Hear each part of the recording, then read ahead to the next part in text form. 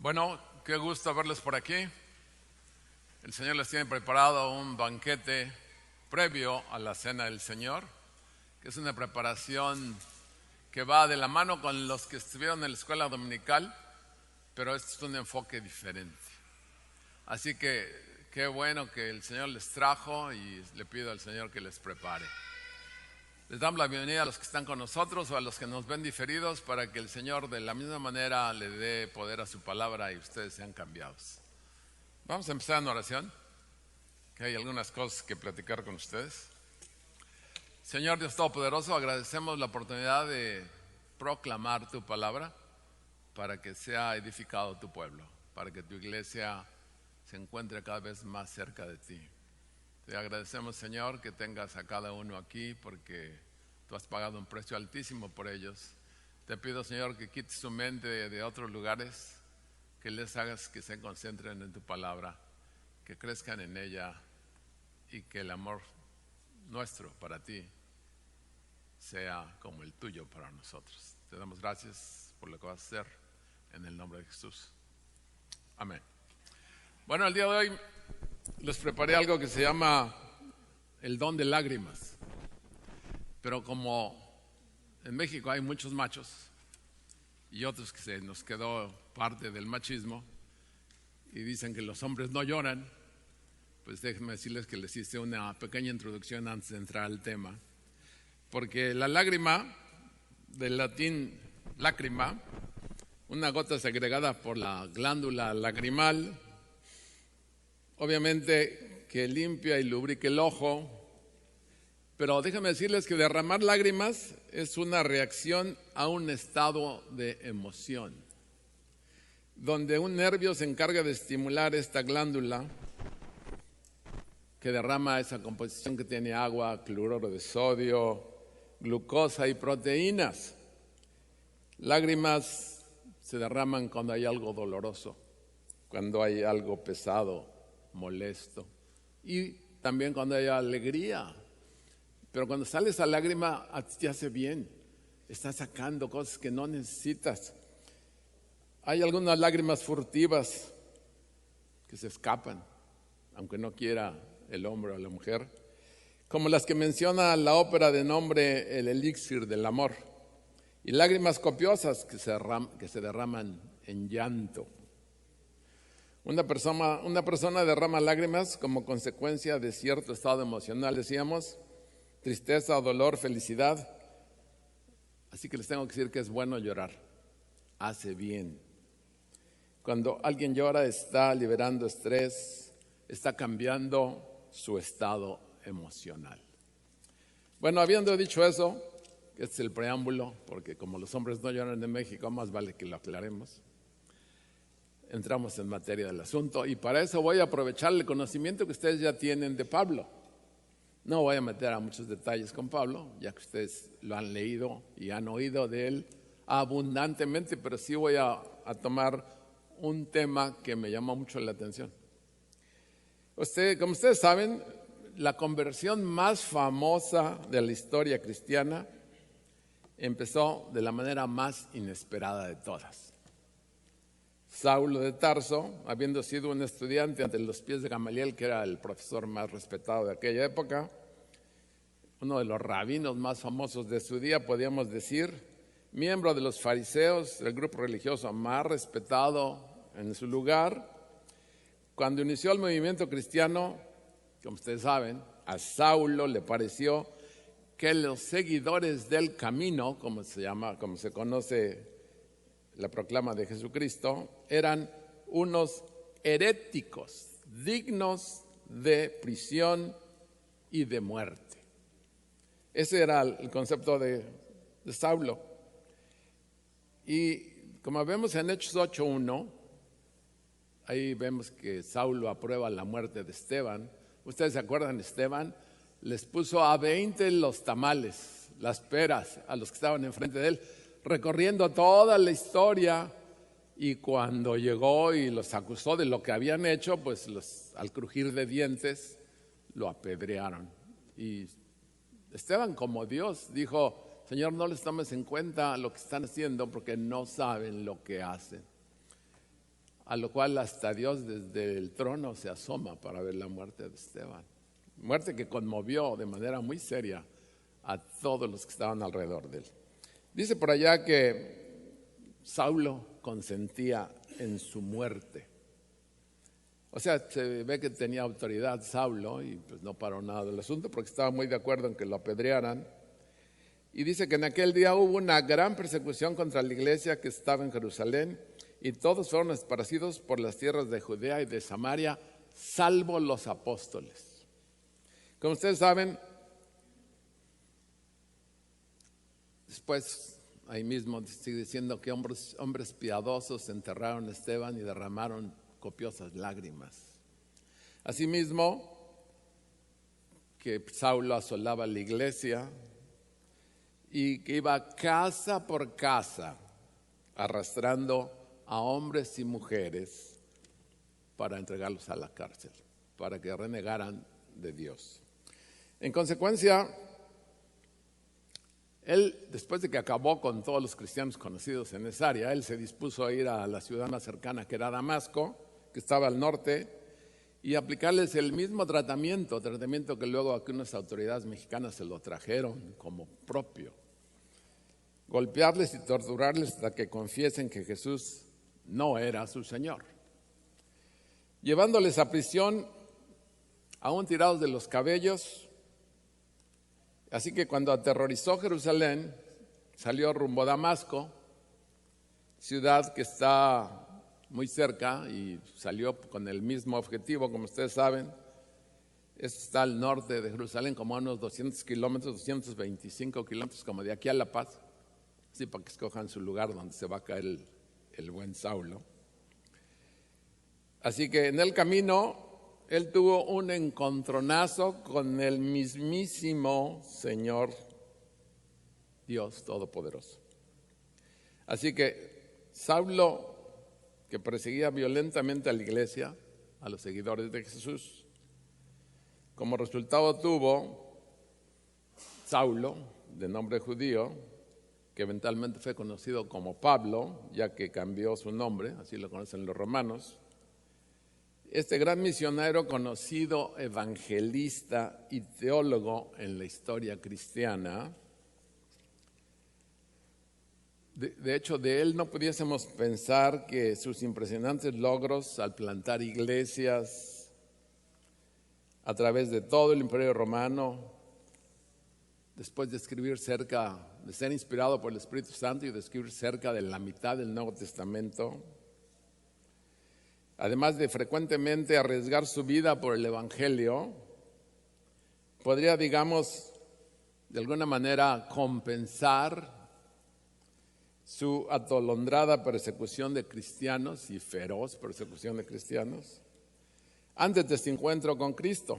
Pero la opinión que sí cuenta, la del apóstol, fue la que me llamó mucho la atención. Por lo que observamos, no está de acuerdo con esto, como que él ya había hecho lo suficiente ni nada de eso. Cuando él contó la historia de su conversión, él confesó que sus pecados contra Cristo y su iglesia eran tremendos ante sus ojos.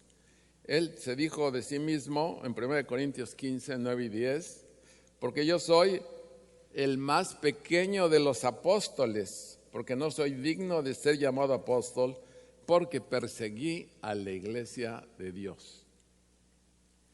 Pero por la gloria de Dios soy lo que soy, y su gracia no ha sido en vano conmigo. Antes he trabajado más que todos ellos, pero no yo, sino la gracia de Dios conmigo. O sea, Pablo se llamó a sí mismo el peor de los pecadores. O sea, Pablo se consideraba así, es su opinión. En 1 Timoteo 1, 15 y 16, dice: palabra fiel y digna de ser recibida por todos, que Cristo Jesús vino al mundo para salvar a los pecadores, de los cuales, dice Pablo, yo soy el primero. Pero por esto fui recibido a misericordia, para que Jesucristo mostrase en mí, el primero, toda su clemencia, para ejemplo de los que habían de creer en él para vida eterna.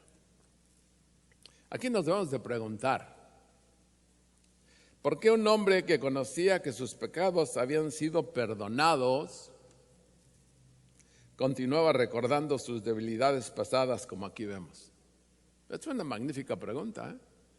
Este hombre que era ilustre, un convertido especial, personal de Dios, que inclusive ustedes saben que fue trasladado para que viera cosas que ojo no vio y oído no escuchó, tenía esto todavía con él. O sea, ¿qué pasa por aquí? Continuaba recordando sus debilidades. ¿Por qué se veía a sí mismo con tal culpa y remordimiento? Pablo, sin lugar a dudas, es lo que podríamos entender un ejemplo genuino de arrepentimiento. Ya que, como dice la Escritura, cuando la gente de Dios, ¿se acuerdan?, se vuelva de sus malos caminos, como podrán ustedes recordar, 2 Crónicas 7:14, si se humillare mi pueblo, sobre el cual mi nombre es invocado, y oraren y buscaren mi rostro, y se convirtieren de sus malos caminos, entonces yo oiré desde los cielos y perdonaré sus pecados y sanaré su tierra. Entonces podemos ver nuestros caminos de la manera que Dios los mira, en la luz de su santidad. Nosotros podemos ver nuestros pecados de manera más segura que en la oscuridad de la tentación si estamos enfrente de Dios arrepentidos. Ya que cuando tenemos una experiencia auténtica con el Espíritu de Dios que nos convence de nuestro pecado y percibimos que hemos recibido una gracia inmerecida, tú y yo no podemos más que vernos a nosotros mismos y nuestros pecados de manera diferente, de la manera como Dios la ve. No complaciente, no olvidadizos, sino de la manera que Dios la ve. Si ustedes se acuerdan, en Isaías, ante la santidad de Dios, Isaías escribió en Isaías 6:5, entonces dije, ay de mí que soy muerto, porque siendo hombre inmundo de labios y habitando en medio de pueblo que tiene labios inmundos, han visto mis ojos al Rey, Jehová de los ejércitos. La expresión de Isaías fue tremenda. Ay de mí que soy hombre muerto. O sea, ¿qué hago yo aquí? Soy hombre inmundo y aquí hay santidad. Reconocemos, sin lugar a dudas, que estaríamos como pájaros tirados a la mitad del camino, lejos, si no tuviéramos su perdón, si no tuviéramos esa redención hecha por Jesucristo, por nosotros. Nuestro dolor sobre nuestro pecado nos posicionaría para experimentar la total profundidad de su misericordia y amor. El señor Chambers, que es un teólogo muy conocido, Oswald Chambers, dijo en su libro Lo mejor de mí para el Altísimo, My Utmost for His Highest, ahí escribió, los antiguos puritanos acostumbraban orar por el don de lágrimas. Si alguna vez tú cesas de conocer la virtud del arrepentimiento, tú te encontrarás en las tinieblas. Así que examínate a ti mismo y ve si tú has olvidado cómo sentirte arrepentido. ¿Orarías tú por esto? Si tú te pones a ver lo que tú hacías, vas a ver que la gracia que Dios tuvo sobre ti es inmerecida. Y sin lugar a dudas no va a haber opción más que de repente derrames alguna que otra lágrima. Tal vez de agradecimiento, tal vez de dolor por lo que hiciste, o tal vez por la manera como te comportabas tan indolente ante Dios mismo. ¿Pero orarías tú por esto? que Dios te permita arrepentirte de manera genuina y que pienses de esta gracia que hemos tenido de parte de Él. Piensa en la historia de Pablo y su conversión. Aprovechémosla ya que la mayoría de ustedes la conoce bien. Oye la voz de Jesús cuando está llamando a Saulo, que le dice: Saulo, Saulo, ¿por qué me persigues? Como dice Hechos 9:4. Ahora bien, ahora sustituye tú el nombre de Saulo por tu nombre. Pídele al Espíritu que te muestre cualquier razón por la cual tú necesitas pasar tiempo en arrepentimiento. Hoy. Cuando hagas esto, tú vas a tener una compasión especial por los demás. No te vas a sentir más santo que los demás, ni más arriba que nadie, sino te vas a sentir perdonado. Te vas a sentir una gente que se identifica con el pecador, con una gente que no entiende. Así como Esteban dijo cuando lo estaban apedreando, ¿se imaginan? Señor, perdónales porque no saben lo que están haciendo. Realmente una gente que no conoce a Dios o que medio lo conoce, no sabe qué está haciendo y no sabe cómo está reaccionando. Ya que como está escrito en Lucas 5:32, dijo: el Señor no ha venido a llamar a justos, sino a pecadores al arrepentimiento. En acto seguido, sugiero, pídele al Espíritu de Dios te ayude a ver tus pecados de la manera que Dios los ve. Así vas a poder superarlos con su ayuda más rápidamente. Porque hay cosas evidentemente que no vemos y que nos parecen que son adecuadas y las mantenemos. Pídele a Dios que te dé claridad sobre esto. Pide por el don de lágrimas para sentir el dolor que guía a un arrepentimiento genuino. Tú sabes, de repente somos una y otra vez un poco necios y nos quedamos en algo que nos atora y que nos deja vivir de cierta manera que no es conveniente.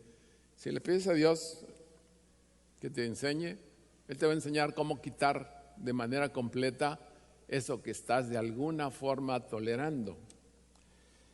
Como dice 2 Corintios 7, 9 y 10, ahora me gozo no porque hayáis sido contristados, sino porque fuiste contristados para arrepentimiento, porque habéis sido contristados, según Dios, para que ninguna pérdida padecieses de nuestra parte.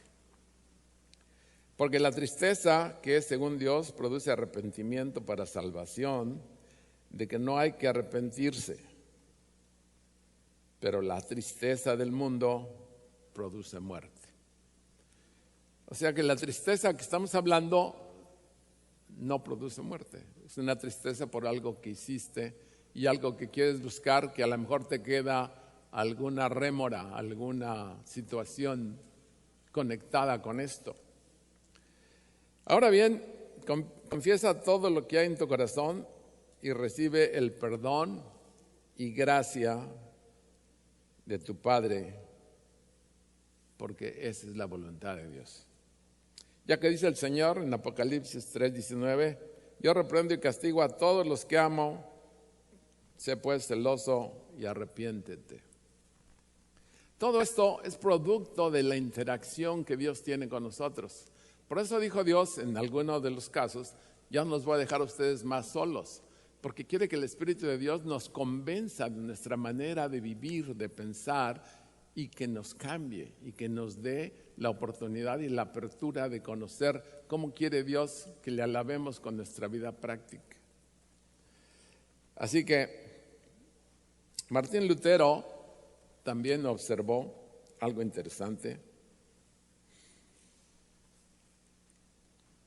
El no hacer de nuevo lo que hacías, dice, es el verdadero arrepentimiento. Así que además mídete a partir de ahí. el no hacer de nuevo lo que hacías es el verdadero arrepentimiento. A lo mejor necesitas corregir el arrepentimiento porque todavía te clavas haciendo cosas que antes hacías. Su meditación sin duda refleja el llamado de Jesús proclamado por Juan el Bautista de Mateo 3:8, donde dijo: haced pues frutos dignos de arrepentimiento. Uno de los frutos que resulta del arrepentimiento es el deseo de ayudar a otros para que experimenten la misma gracia que Dios te tiene en libertad, porque como ustedes saben, en Cristo hay libertad. Hemos sido liberados. ¿Acaso, te pregunto, conoces tú a alguien que necesite experimentar esta convicción? ¿O alguien que no tiene una relación personal con Cristo Jesús? ¿O quizás alguien que está viviendo en la ceguera del pecado? ¿Orarías tú por ellos, por nombre, hoy? Y después seguimos el ejemplo de Pablo al compartir tu historia con ellos. Espero que a ti también, como a Pablo, te rodee el resplandor del cielo y te tumbe de tu caballo, te tire a tierra y que oiga su voz de manera personal. ¿Por qué estás en mi contra? Alguien va a decir: yo no estoy en contra de Dios. Eso digo porque yo personalmente, cuando alguien me invitó a aceptar a Jesús, a oírlo, a oír de Él, yo dije: pues voy a oír de Él, al cabo que no estoy en contra de Él. Pero hacía todo lo que le disgustaba. Así que, como si dijera a Dios: ¿por qué me ignoras? ¿O por qué pretendes que no eres terco? ¿O por qué juegas al convertido?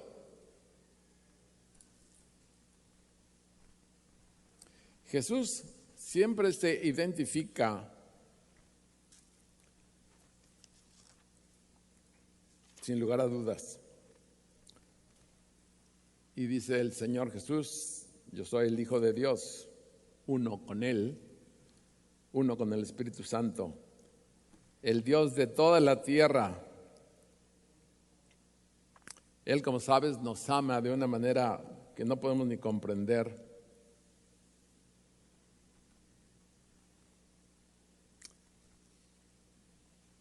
Hoy, como Pablo, te invito a que estés como en su tercer día, cuando él recobra la vista. Has estado un tiempo sin ver o viendo ciertas cosas únicamente, sino que ahora que estés participando con la cena del Señor, arrepiéntete, pídele al Espíritu que te convenza de las áreas estas que son difíciles aún de traer a la mesa, y vas a obtener visión, su perspectiva, su entendimiento. Así que arrepiéntete, vas a crecer, vas a estar más cerca de Él. Porque, como tú sabes, en su gran amor vamos a obtener su perdón, su gracia inmerecida. Y ve y camina derecho y erguido si todavía puedes. Ahora que has recobrado su vista. Porque tú, como Pablo, eres instrumento escogido por Dios para proclamar su evangelio, para proclamar su nombre ante cualquier persona, sin importar su estatus social, político o económico. Dios te mostrará el camino y el costo aquí en la tierra. Recobra fuerza espiritual y vive para el Señor. Fíjense que muchas veces nosotros ya pensamos que hemos superado todas las cosas que están en nuestro camino. Y verdaderamente necesitamos entender mejor. Estaríamos mucho más aplicados en la proclamación del Evangelio si entendiésemos más. Pero hay cosas que nos atoran. El qué dirán de nuestro círculo social, la presión de nuestros amigos, los planes personales que yo tengo, las cosas que están antes que las cosas de Dios. Nosotros necesitamos organizar nuestra vida de tal manera como entendiendo que Él sí va a regresar y que nosotros vamos a tener el viaje más impresionante de nuestra vida hacia un lugar donde no hay muerte. Tú tienes que tener eso como algo, como un acicate, como algo que te da alegría, algo que te da la fuerza para poder quitarte de todas estas influencias terrenas, las cuales muchas veces las toleramos porque no nos hemos arrepentido adecuadamente. Y cuando tú te arrepientes adecuadamente, te garantizo que te van a salir lágrimas. Vas a tener lágrimas rodando por tus mejillas, porque la presión de estas cosas verdaderamente es peor que el pípila cargando esa piedra. Te aplasta la presión. Libérate de toda presión que el pecado te trae y asedia. Y vive de manera la cual tú puedas compartir con denuedo que Cristo es el Salvador y que hay un camino diferente. Este camino revolucionó al mundo y hoy en día parece como que la mayoría de la gente lo está olvidando y hay muchas otras influencias. Hay gente que ha estado trabajando arduamente para convertir la manera de pensar de la gente de las cosas esenciales, de las cosas que no pueden cambiarse. Hoy en día las sociedades más modernas están en problemas tan serios por la igualdad de género y porque quieren que la libertad se convierta en libertinaje sin dirección. Cosas que son absolutamente erróneas. Verdaderamente necesitamos interactuar con la gente que no conoce a Dios, compadeciéndonos por ellos, porque verdaderamente no saben lo que hacen. A la medida que Dios tenga en ti conocimiento, te pido que interactúes con Él. ¿Quieres tener más? Pues aquí tenemos la oportunidad nuevamente de alabar al Señor y buscar ese arrepentimiento genuino de las partes que nos faltan, porque seguramente hay lugares que se quedaron ahí como atorones, como atolones que no se pueden remover. Y esto sí lo puede remover el Espíritu de Dios. Así que les invito que juntos pensemos cómo le hacía Pablo, que con todo lo que hizo nunca se consideró como que ya lo había hecho, como que ya, yo sí que, y eso que sí hizo más que todos. Pero verdaderamente ese no es el plan es vivir cerca de Dios para que Él te dé la energía y el poder de hacer lo que Él quiera y de lo que tiene planeado para ti. Sus planes no son como los nuestros. Disfrútalos hasta que Él venga nuevamente. Vamos a cerrar en oración y vamos a pedirle a Dios que bendiga este pan y este producto de la vid y que nos permita arrepentirnos, que nos dé la capacidad de meditar y de pensar lo que nos falta y dónde estamos. Solamente con Él podemos lograr esto. Señor Dios Todopoderoso, te pido que bendigas este pan y este producto de la vid y que lo saques del uso común para que aprovechemos todos como iglesia la oportunidad de reconciliarnos contigo de una manera plena, de una manera total, donde tú puedas indicarnos, Señor, las áreas que están pues lastimándonos y que están ocupando lugares que no son prioritarios para las cosas de nuestra vida.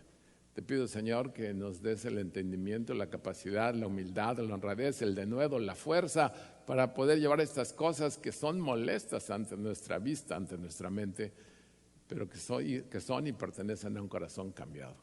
Te doy gracias por todos los que están aquí, porque tú estás en ellos operando y haciendo las cosas que no podemos hacer solamente como humanos. Bendito eres, Padre, porque tienes y nos has mostrado un amor que va mucho más allá de lo que podemos comprender. Un amor unilateral, Y te amamos porque tú nos amaste primero, y tú nos llamaste primero, y tú nos conservas y nos tienes aquí.